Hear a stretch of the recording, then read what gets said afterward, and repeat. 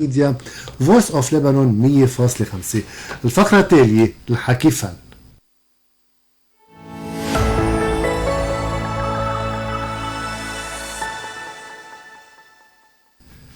في مهن كانت حكر على الرجل والأمثلة كتيرة، ومن بين هالمهن مهنة التصوير يلي صرنا عم نشوف فيها سيدات رائدات محترفات ومحترمات بيتواجدوا على السجادة الحمراء بأكبر المهرجانات وبالتغطيات وبالمناسبات الفنية السياسية والاجتماعية، وبينافسوا كبار المصورين من حيث جودة الصورة وطريقة العمل. اليوم رح نستضيف 3 نماذج ل3 مصورات صنعوا اسمهم بمهنية ورقي، هن جوسلين جريس وفريال نعمة من داخل الاستوديو، وبعد شوي رح تنضم لنا بسياق الحلقة المصورة كمان ندى عبد النور. بدي رحب بضيفاتي جوسلين جريس، اهلا وسهلا فيكي. اهلا وسهلا فيك، يسعد لي صباحك وصباح الجميع كل اللي عم بيسمعونا. تحية من القلب لكل حدا عم بيتابعنا. مصورة محترفة، كاتبة، محررة، عندك الأشرفية نيوز، ناشطة فنيا واجتماعيا وكمان سياسيا. صحيح، يعني قبل ما أكون هول كلهم أنا إنسانة 100%، ودايما إجاية على الأرض. بمشي بفكر بخطواتي بكل خطوة قبل ما أخطيها لقدام. إن كان بالتصوير حتى بكل صورة بفكر فيها قبل ما تطلع الكبسة معي، من أي زاوية، من أي إضاءة، من أي شكل بده يطلع. فيها كتير إيجابيات. عالم التصوير بحد ذاته كوكب، يعني بين فن الكلمة والصورة. صحيح، بين الفنين. بدي يكون كمان روح لزميلتنا كمان فريال نعمة، أهلا وسهلا فيكي. فريال من الطيران للتصوير والتمثيل. كنت مضيف الطيران، شو نقلك على هذا العالم؟ ثلاثتهم فن 100%. يعني ما بعرف فيك بتحس حالك بعدين. أنا بالطيران كنت عندي شغف كتير بالطيران، يعني بلش معي إنه من أنا وصغيرة. اكتشفت حالي وقتفت على الطيران، اكتشفت حاله إنه لا كمان في التصوير، لأنه بتعرف الطيران كمان في طيران بالتصوير، إنه بلدان تحمل البلدان كلها معك بهالصور هيدي. يعني كل البلدان مجمعة بصور. بقى بلشت، ويعني أول يوم فت فيها على الطيران، يعني بعد مركز تدريب بيهديني بيي الله يرحمه كاميرا، لأنه هو كمان عنده كان شغف بالتصوير. وبلشنا من هونيك، وبعدين خلصت الطيران. أنا بخلال إنه الطيران كمضيف الطيران تعلمت، قلت لازم اتعلم شيء. يعني كنت ما بقدر فوت جامعة، ما بقدر كفي جامعة، لأن كان في أيام حرب وما حرب وكذا، ما قدر نحمل أغراضنا ونروح لبرا، نسافر منه على قبرص، منه على باريس، منه على كتير بلدان بحكم شغلين، أقعد شهر شهرين ما قدر. بعدين قلت بعد عندي أيام، يعني بعد عندي سنين، نحنا كمضيفات طيران عندنا سنين معينة، مش مثل إنه ناخد تقاعد أبكر من غيرنا.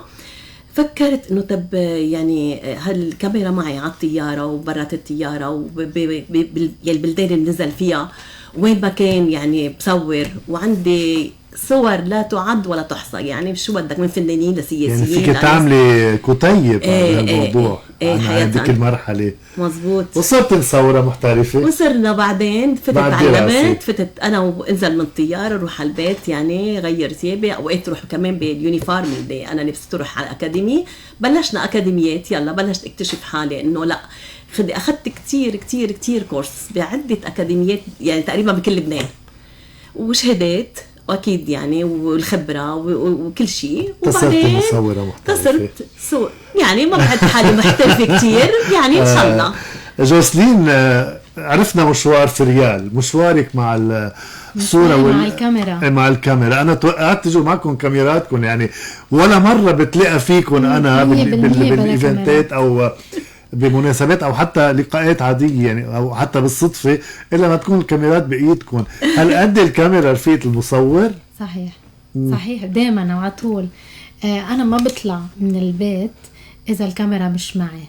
إذا الكاميرا بحال مش قادرة أحملها أو صار عندي شوي بآخر فترة عارض صحي ممنوع أحمل أشياء تقيلة، صار معك مشكلة صحية أثرت على من وراء الكاميرا، من وراء الأحمال الثقل والكاميرا فيها ثقل.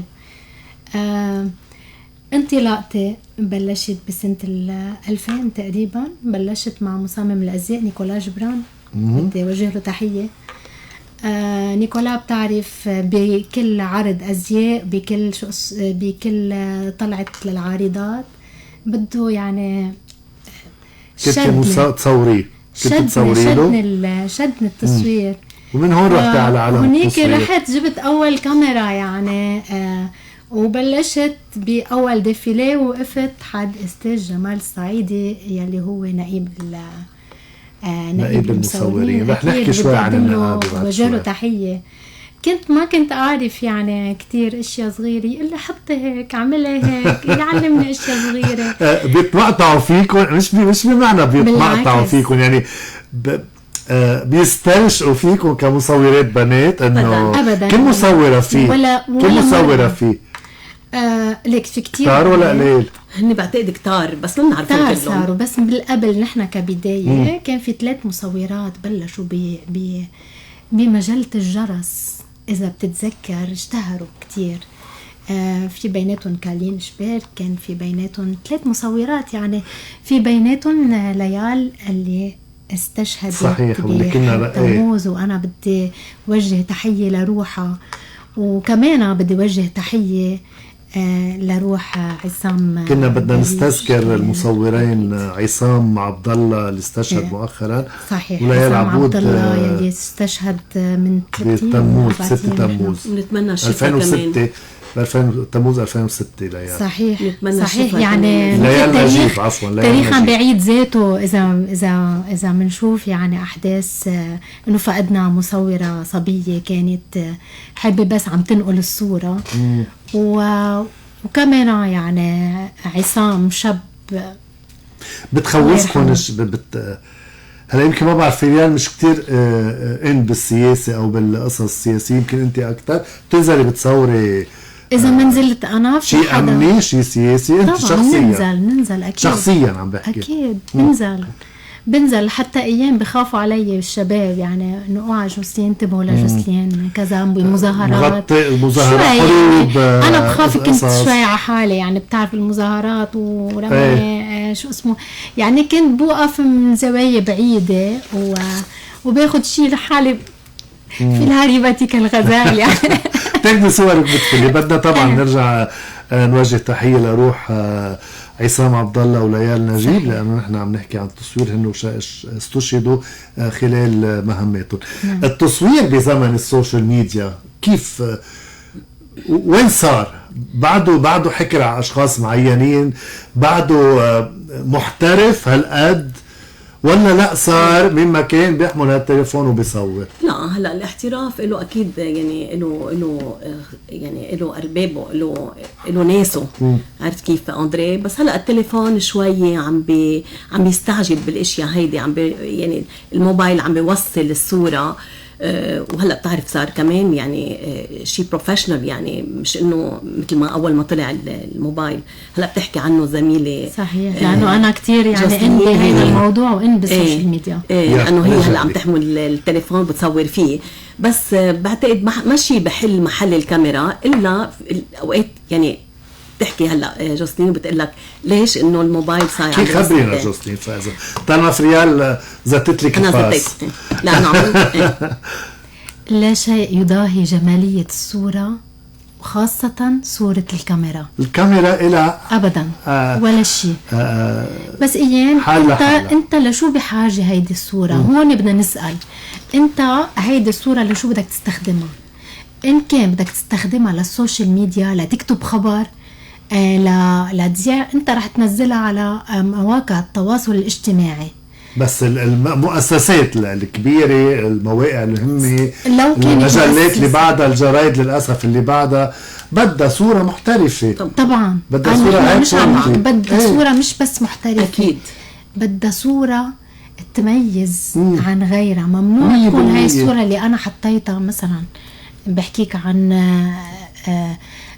مثلا مثل وكالات كبيرة بدهم صور حصرية، يمنع منعا باتا ياخدوا أي صورة من الويب سايت أو من عن السوشيال ميديا، عن السوشيال ميديا، لأنه هن عندهم مصورين خاصين، عندهم اكيب كتير كبير، عندهم كل التقنيات اللي بتساعدهم انه هن يلقطوا مطلق صورة او يصنعوها. بالاضافة انه نحن هلا هون بلبنان صار عندنا كتير شيء اسمه مواقع تواصل اجتماعي. بس جوسلين مين ما كان صار هيك مش هالتليفون ويصور وينزل طبعا صورة مشوهة، صورة قاعدة فيها البنت او الصبية بشكل بشع كتير، مبين قصص منها اخدينا لانه اخذها هالمصورة على التليفون ودغري شبقها على السوشيال ميديا. هون مش عم بتضركم كمحترفين كمحترفات؟ لك نحن ما في شيء بضرنا، لانه نحن العين اللي بتنظر فيها انت غير العين اللي بينظروا فيها هن. فانا عيني بتشوف من ميل، هن عينهم بيشوف من غير زوايا. نعم. دائما الامور انا بمنظريتي بشوف جماليه غير عن غيري. نعم. الوان حتى بقدر ركب الالوان غير عن غيري بطريقه كتير سحريه، يعني في لمستك الخاصة. رح ارجع لتابع الحوار معك ومع فريال، ولكن خلينا ننتقل لغرفة الأخبار بصوت لبنان للاطلاع على آخر الأنباء المتعلقة بالجنوب اللبناني وحرب غزة مع زميلتنا ابتسام عكوش.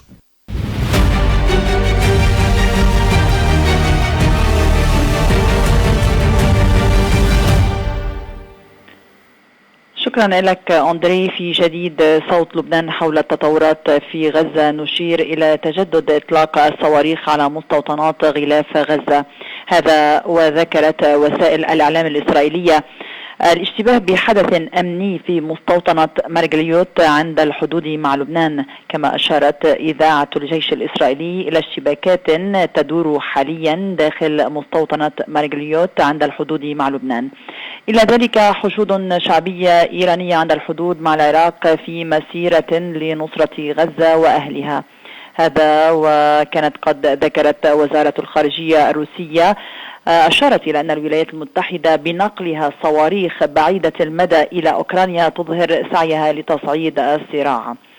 أيضا مع الإشارة إلى أن الأمم المتحدة أعلنت عن أول شحنة مساعدات يتوقع أن تدخل إلى قطاع غزة في اليومين المقبلين. هذا كل شيء حتى الساعة من صوت لبنان، وسنوفيكم بكل جديد. عودة إليك أندري. شكرا لك ابتسام عكوش من غرفة الأخبار بصوت لبنان. طبعا نحن باقيين معكم دايما لنتابع نحن وياكم كل المستجدات اللي عم بتصير على الساحة، كان بغزة أو تداعياتها على جنوب لبنان. خليكم دايما مع صوت لبنان.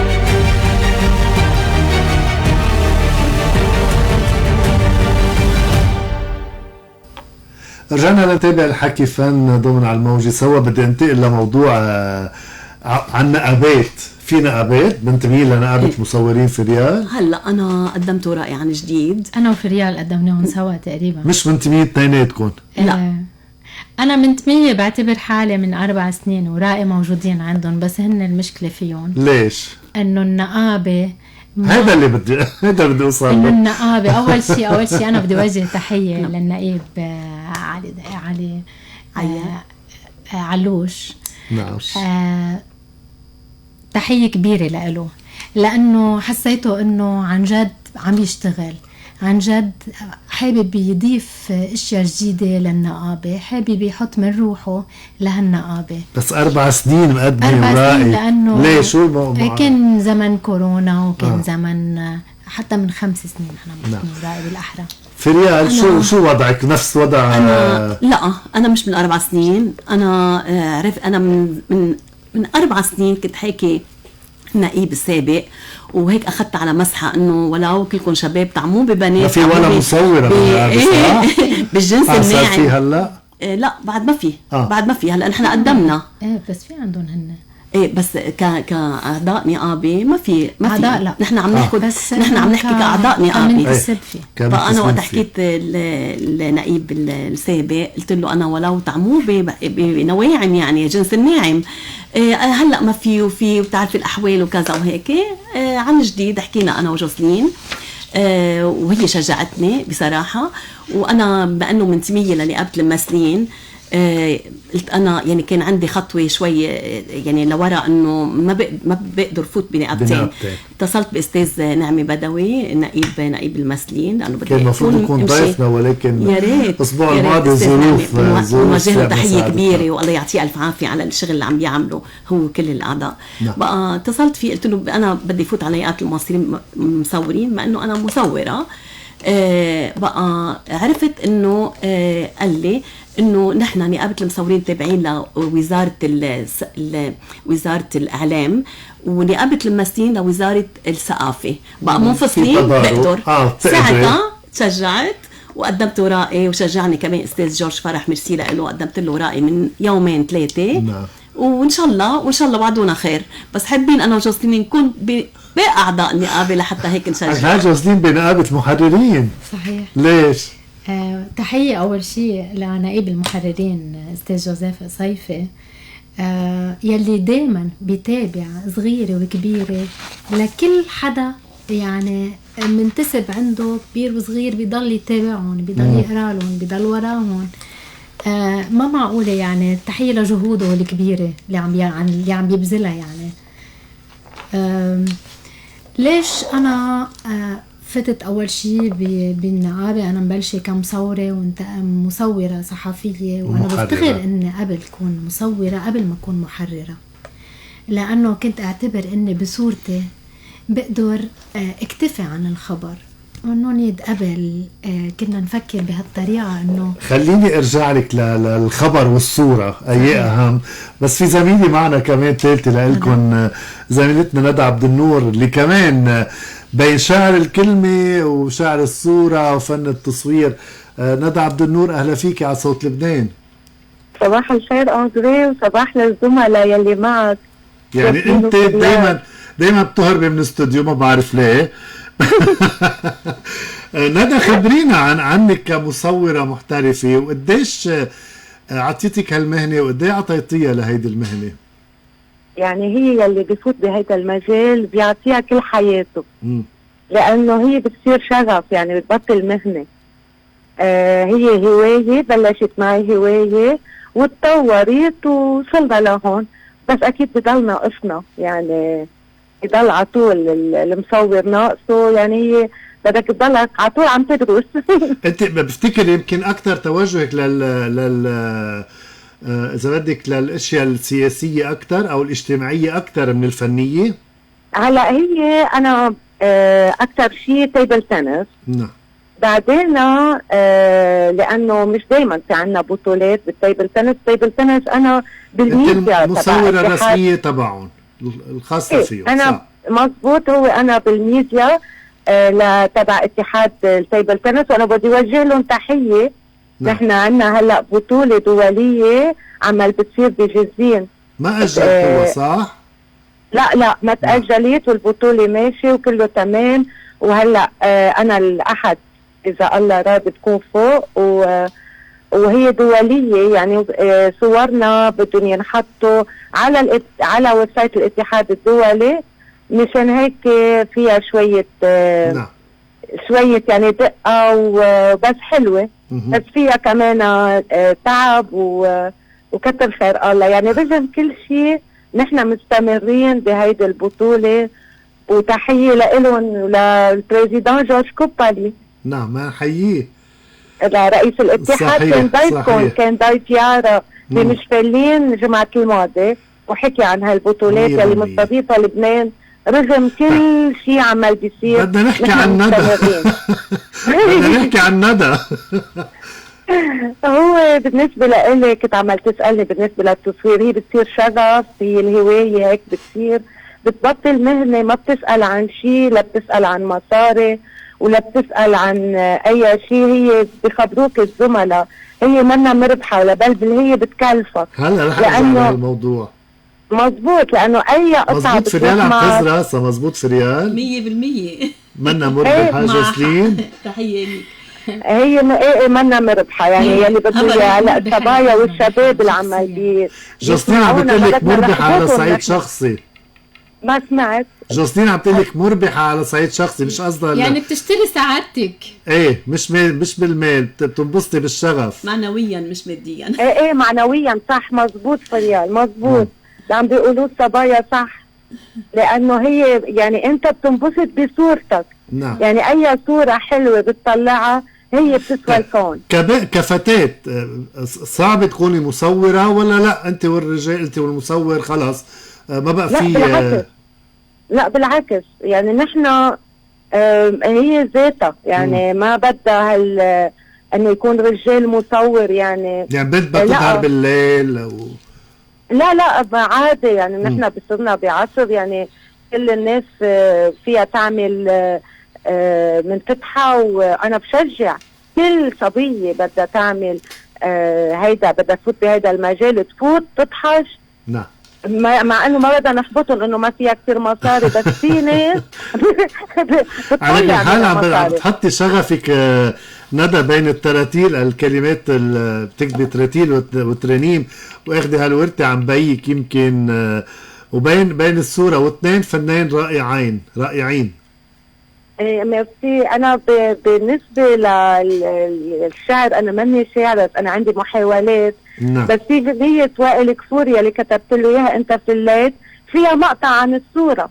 خبيت الصورة الحلوة ببالي انت وغامرني وعينيك قبالي. كاتبة لوائل كفوري. كاتبة لوائل كفوري، شو بدي هديها بعد.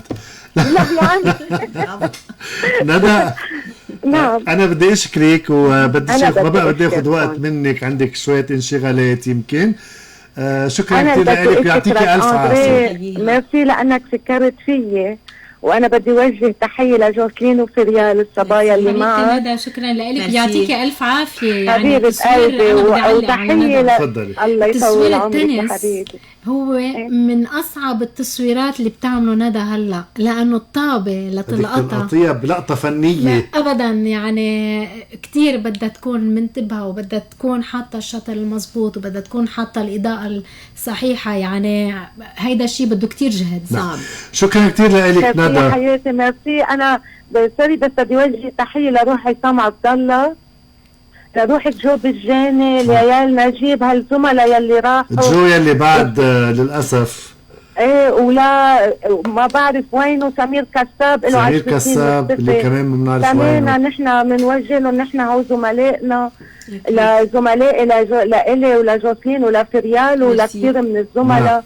نحن بنوجه لهم تحيه لروحهم، والله يرده لسمير ان شاء الله نعرف شيء عنه على القليله ان شاء الله.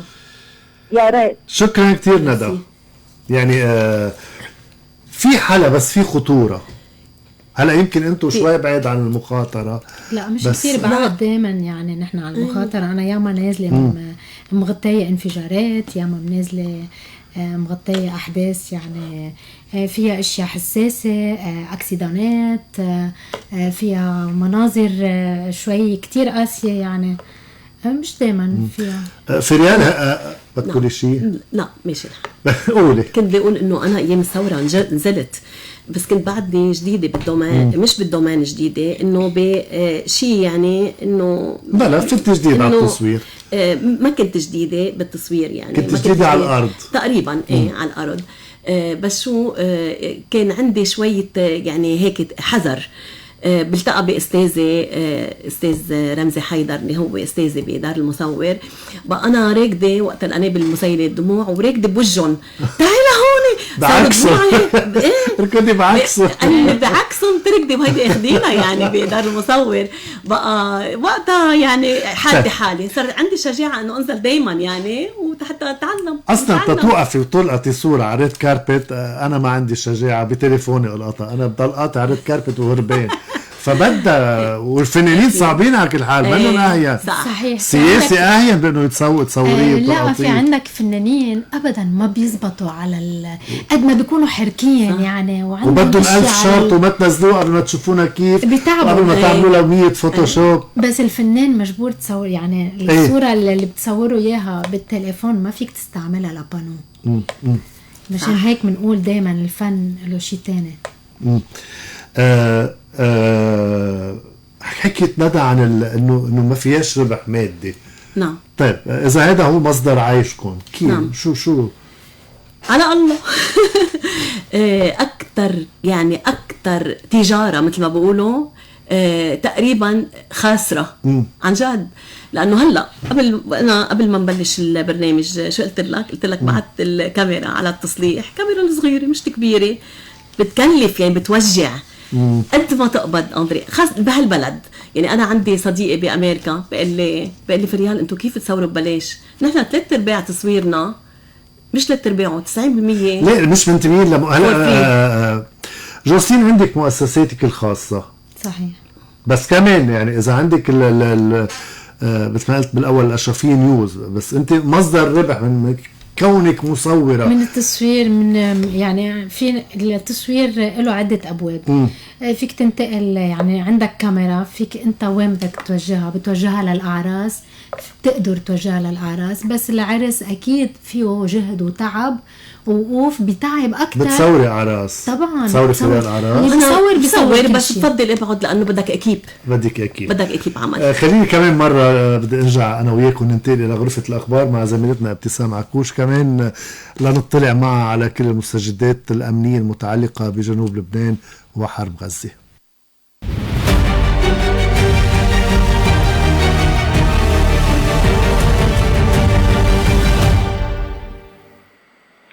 شكرا لك أندري. في جديد التطورات الميدانية في غزة وفي جنوب لبنان، نشير إلى أن الجيش الإسرائيلي يمشط في هذه الأثناء منطقة مستوطنة مرجليوت على الحدود مع لبنان.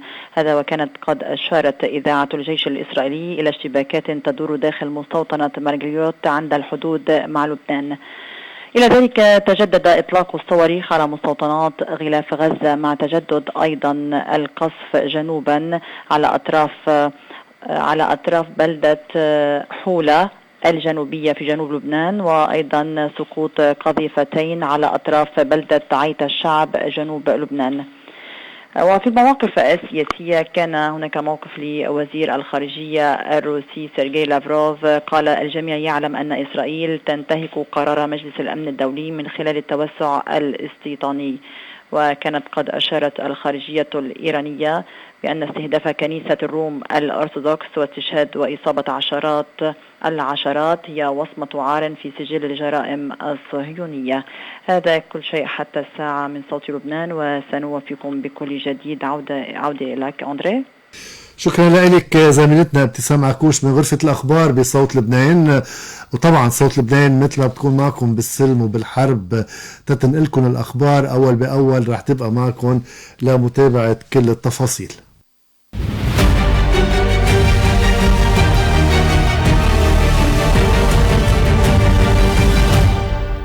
بما انه قبل شوي نذكر برنامج مش فلين مع زميلتنا يارا متى، فبدنا نحييها ليارا، وبرنامجها فعلا بتقدم مرة بالأسبوع كل سبت، وبيضوي على قضايا هيك حلوة ومحددة وبتهم أكتر من قطاع، بتهم أكتر من يعني مواضيع متشعبة بتهم لبنان والبرات لبنان. بدي أرجع لعندك جوسلين. التصوير مثل ما كنت عم نقول قبل شوي، الخبر والصورة أيهن الأهم؟ فريال بتعتبر الصورة، لكن عم نتناقش قبل، أنت بتقولي لا الخبر مع أنك مصورة قبل ما تكوني محررة. ما في يقول الخبر أو الصورة، هن بيكملوا بعض. دايما ما فيك تنزل خبر مش حلو، يعني تنزل خبر وخاصة إذا كان خبر فني من دون صور، أو ما فيك يعني. ونحن هلأ بزمن السوشيال ميديا صار في عندك شيء تطور كتير، تطورنا. صار في عندك شيء اسمه ريلز، صار في عندك شيء اسمه فيديوز، صار في عندك تيك توك. يعني مش رح سمي المواقع التواصل كلهم. نعم. الريلز اخذ حيزية كتير كبيرة، بس التيك توك عليه سخافة ليوم السخافة. بتقبلوا انتو كمصورات محترفات شغلكم يضيع مقابل هالشغل فريال؟ لا ابدا ابدا، بالعكس في سخافه كتير جوزتي، بس ايه على التيك توك مش كله، مش كله، في اشياء كتير مفيده. بالعكس نحن الزملاء يعني في عم بينزلوا اشياء كتير حلوه، عم بيفرجوا الفن تبعهم. يعني في صفحات عم تفرجي الفن، عم تفرجي لبنان طبعا، في صفحات اخباريه وفي صفحات فنيه، في صفحات بس بتاعنا بالصوره او بالفيديو السياحي بلبنان. ما انت مش بس بتصور، يعني عندك التصوير هو تصوير فني، عندك تصوير سياحي، عندك تصوير اكل وطبخ. بيختلف هيدا الشيء عن يعني كل مجال تصوير له ابوابه. في تكنيك معين للكاميرا فريال؟ اكيد في اساسيات للكاميرا. باختصار اكثر شيء هي الاشياء الاساسي بالكاميرا هو الضوء. عندك 3 اساسيات هن الابرتشر، شو اسمه، الشاتر والايزو. ما فيني فيدك باسمه، انت بتعرفي اسمه. الابرتشر هي فتحة العدسة. صح، فتحة العدسة الابرتشر. الشاتر هي الغالق، بسموه مثل البرداية بنسميها، بيفتح وبيسكر. والايزو هو حساسية الضوء. هيدول الثلاثتهم لازم واحد يتبعهم تطلع صورة مزبوطة. هلا ما في مثلا صورة جيدة، ما في انه صورة اللي بتكون داخل استوديو. نعم، احلى كواليتي من الصوره اللي بتتاخد برا على ريد كاربت او بحدث او بحياه. مش بالضروره. اللي بيميزها هي الاضاءه. دائما فيك تتحكمي باللي عم تصوري. طبعا انت حاطط مثل هون حاطين بروجيكتور وكل شيء، يعني انه متحضر لتصوير يعني استوديو. بتتحكم بالضوء، بتتحكم بنوعية الضوء اللي عم تشتغله. يعني فيك تضرب ضوء أبيض أكتر من الأصفر، فيك تحط على أزرق. فهون شطارة إنه كيف بتركب ألوان كاميرتك على هيدا الضوء. طيب كمان بدي أحكي موضوع مهم قبل ما يخلص الوقت. سلبيات وإيجابيات كونك تكوني مش تصوير، كونك أنثى عم بتصوري وأغلب شغلكم بيكون بالليل صراحة. عم تضحك جوستين بدقيقة. أول شيء اسمح لي بس اني اتوجه للزميل زكريا فحام فعلا وعزيه من كل قلبي. كنت تاكل لاخر البرنامج بوفاة والده الله يرحمه. مرة كان عملنا تكريم للمصورين الصحفيين بلبنان، واختارني زكريا وانا بدي اتشكره. يعني دايما المصورة الوحيدة اللي عم تتكرم كانت بلبنان بين كل هالشباب، الامرأة الوحيدة كنت انا. فكان هيدا حافز كتير. خبريني، ما انت بتحكيني شعر، خبريني على الارض تتعرضوا لمضايقات. انا عم بقول عم بوصلك لهون. زكريا طلع عم بيقدمنا، قال واللي بتتعرض للتحرش الجنسي واللي بتتعرض للهيدا، قلت لا خربة بتتعرضوا في ريال لقصص. انا اول ما بلشت نزلت على الارض كان كتير يعني لا ما بنتعرض يعني اشياء هيك مثل ما عم ممكن لا ممكن نتعرض بس لحظه كنت انا نتعرض. يمكن انت صورت صوره لشخص ما بيريد يتصور، بيجي بسكر لك الكاميرا او الباكير تبعه، او شي وزير مثلا عم يحكي مع شي حدا انه بليز شي نايب بيشيلوا لنا الكروته، بياخذوا لكم كروتة الكاميرا. انا ما تعرضت لهيك، بس انا اول مثلا مخابرات جاستين يمكن بتروح على السياسه اكثر. يعني انا بروح عند الكل. يعني ياما مخابرات مثلا بيشيلوا لنا الكاميرا. اخر مره كانت في ريال بالتصوير معنا، كنا عم نصور بقلب مرفق بيروت، ممنوع التصوير وقتها.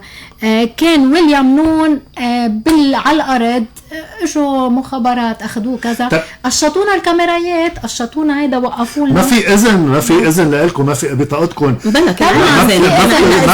بس لما يجي اشياء امنيه ما بتساعدكم ان تفرضوا انه نحن عندنا بطاقه جايين طبعا. بس لما يكون في اشياء امنيه عم بيطلبوا منكم، اول شيء ما في، يعني بدي وجه كمان تحيه للقوى الامنيه.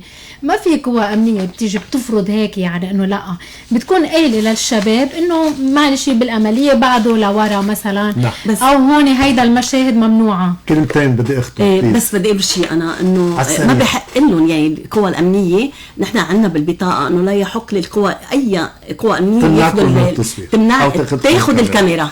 نعم. هاي الكاميرا نحن سيدي بنوقف فيها. نحن بنتعرض بالفعل، وميرسي لك وميرسي لوقتك وحسيت بدنا نروح على الاخبار. بدنا نوجه تعزينا لزميلنا زكريا فحام بوفاة والده واليوم الدفن. فريال نعمة وجوسلين جريس، انتم من الصحفيات اللي بتشرفوا، من المصورات اللي بتشرفوا هيدي المهنة. شكرا كثير لوجودكم معنا. ميرسي أندري، ميرسي. نحن بنكبر فيك أندري ويعطيك ألف عافية. شكرا. ولهون بنوصل لختام الحكي فن عبر صوت لبنان. خليكم معنا دايما، فقراتنا وبرامجنا مستمرة، ودايما بنحييك اللي عم بتابعونا. عالموجي سوا